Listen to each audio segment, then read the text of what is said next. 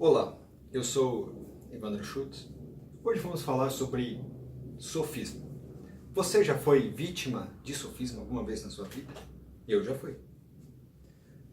Mas por que estou falando de sofisma? Porque estou vendo que está sendo algo muito comum nas redes sociais. Especialmente com essa questão de eleições. E temos que tomar cuidado com isso, para simplesmente não estar sendo enganados. Então o que é sofisma? De uma forma mais, digamos, plural, sofismo, é você querer convencer o outro. Quer você esteja certo, quer você não esteja certo. E de onde que surgiu esse sofismo? O sofismo em si, de certa forma, está mais ligado com a chamada escola dos sofistas, na antiga Grécia. Ali, quando surgiu, digamos, o Senado, essa forma política de tomar decisões, em que várias pessoas tomam uma decisão em conjunto, o que passou a ser poder é o voto. Opa, mas não é todo mundo que era grego que votava. Não sei lá quanto o tamanho da população grega na época. Alguns milhões devia ter. Mas não é todo mundo que votava. Era um conjunto pequeno, no caso, uns senadores ali. Eles tinham um voto. Então, vamos fazer tal coisa? Vamos, não vamos. Como que decidiu isso? Através do voto. Se 10 pessoas colocou sim, 5 pessoas colocou não, o lado vencedor é o que votou mais. Isso é o que foi também tomado como medida para os dias mais modernos, atuais, hoje. De certa forma que a grande luta é pelo voto da pessoa. E aí o que era os sofistas? A escola do sofista era basicamente uma coisa assim. Você que é pai, coloca seu filho nessa escola, o seu filho vai aprender. O quê? Aprender a fazer discurso. Aprender a fazer um discurso que tenta convencer as outras pessoas. Ou seja, se ele é digamos, um bom político ali, naquela época, quer dizer que ele conseguia fazer com que muitas pessoas votassem nele. E para conseguir fazer isso, se criavam vários métodos. Eles estudavam métodos, aprendiam métodos. E os sofistas estavam geralmente muito ligados com uma questão meio relativista, subjetiva. Eles não estão se importando com a verdade das coisas. O que é o melhor, com a virtude. Eles não estão nem aí com isso. Eles só querem vencer a discussão. Quer seja para o bem, quer seja para o mal. E ele tem vários métodos. Então, se você for pegar livros da antiga Grécia, ou mesmo textos de pessoas confrontando sofistas, né, como Sócrates, Platão, entre outros, você vê que os argumentos, a forma deles fazer, é praticamente as mesmas que a gente vê hoje na mídia. Que formas são essas? Vamos, um exemplo bem cholo. Você sai gritando com a pessoa. Porque ela fez isso, ela fez aquilo. Você gritar com a pessoa, você aumentar a sua voz, a potência da voz, mostrar uma reação como um sentimento de revolta, de energia, de não sei. Você, de certa forma, muitas pessoas, quando a gente pensa de uma forma, uma pessoa comum, elas acabam engolindo isso. Não por razão, mas porque outras coisas a levou a isso. Então os sofistas aprendem muitas técnicas. A outra técnica, que sabe qual é? É você ficar fazendo piadinha da pessoa. Você fica diminuindo a pessoa, você tenta colocar características negativas na pessoa e não no argumento dela, não na ideia, não no que de fato está propondo, no estudo da questão. Você não está analisando a ideia, você diminui a sua concepção daquela pessoa e você coloca a pessoa, né, não está com nada, não vou votar nela, não vou levar adiante a ideia dela. Esse é mais um outro tipo de sofismo. Você não vê isso nas mídias?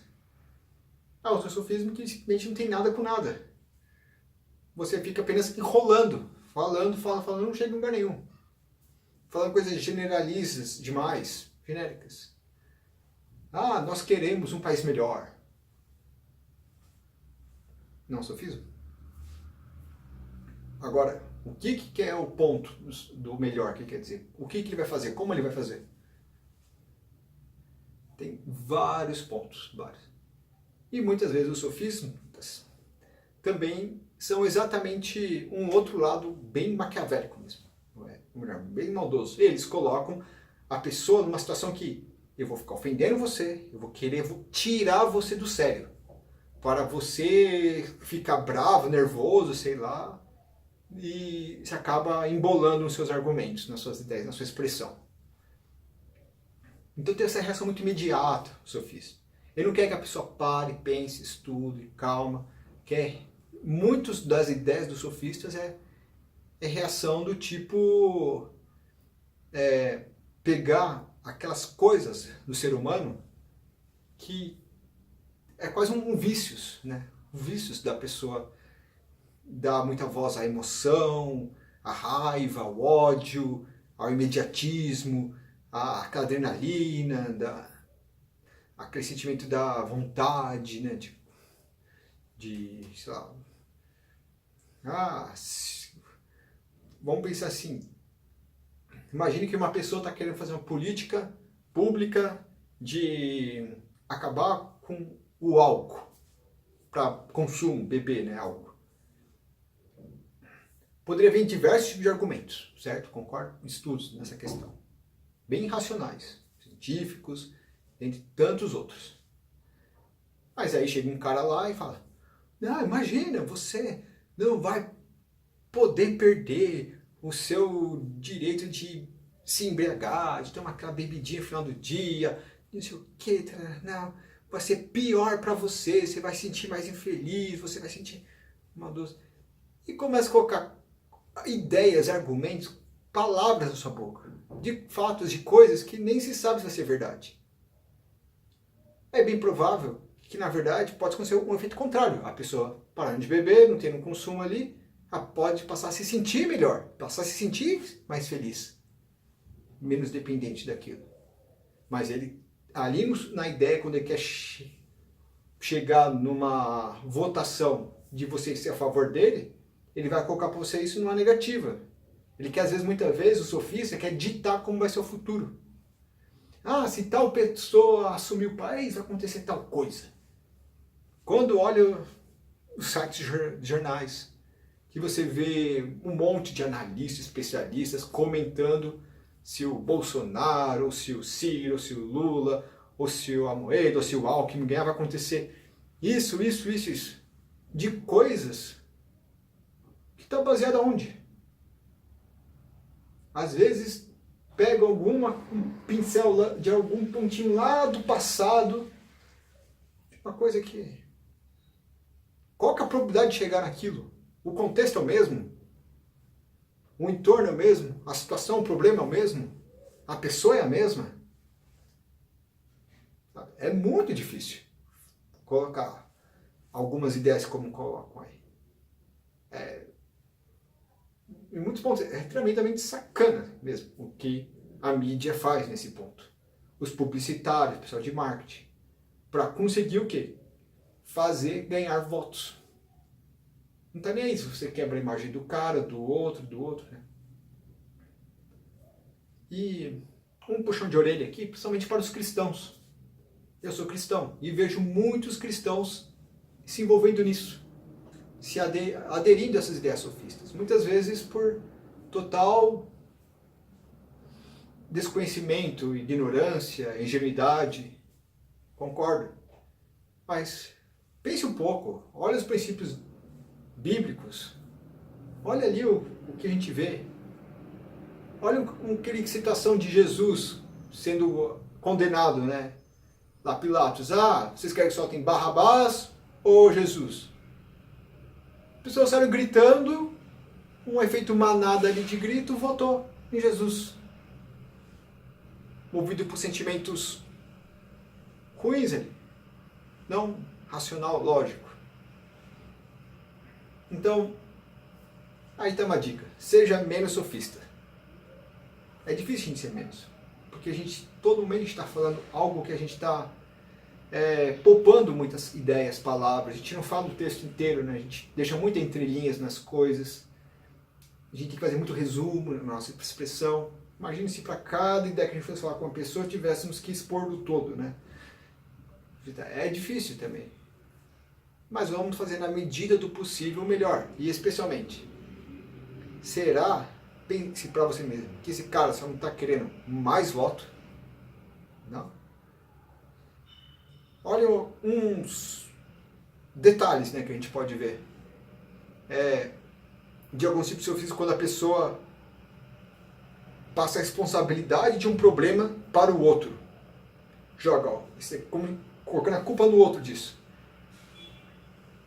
Recentemente eu vi a questão do... Esse para mim foi o mais absurdo. Não estou falando para você votar no Bolsonaro ou não. Mas houve aquele museu lá no Rio de Janeiro que pegou fogo. Uma tragédia histórica, com certeza. E já pessoas colocaram alguns memes, algumas coisas no Facebook, dizendo assim, lá pegando fogo, a falta do Bolsonaro, e um texto assim, Bolsonaro quer acabar com o Ministério da Cultura. E um comentário embaixo do tipo, ó, tá vendo o museu pegando fogo? É o que vai acontecer com a cultura do país. Ou seja, todo mundo que está envolvido em atividades culturais, o que vai fazer vai pegar fogo, já era. Associam isso, pregam isso. Onde está isso? Onde está isso lá no programa do governo dele? Onde? No momento ele falou isso. Será que ele quer acabar mesmo com tudo que é atividade cultural? Não vai repassar verbas para isso? Não vai colocar ninguém para cuidar dessa questão? Isso diminuir o ministério vai trazer mais eficiência ou não? Por que não olha em outros países que às vezes a questão cultural funciona muito bem e não tem Ministério da Cultura? Então, tome muito cuidado mesmo com esses seus ofícios, principalmente nessa época de eleição. Um deles, para você não ajudar outra pessoa mal intencionada a fazer a cabeça do outro por um motivo errado. E um outro cuidado para você não cair na lábia do sofisma. Ok, essa é uma dica de hoje. Espero contribuir assim para uma civilização cada vez melhor. Eu sou Evandro Schultz.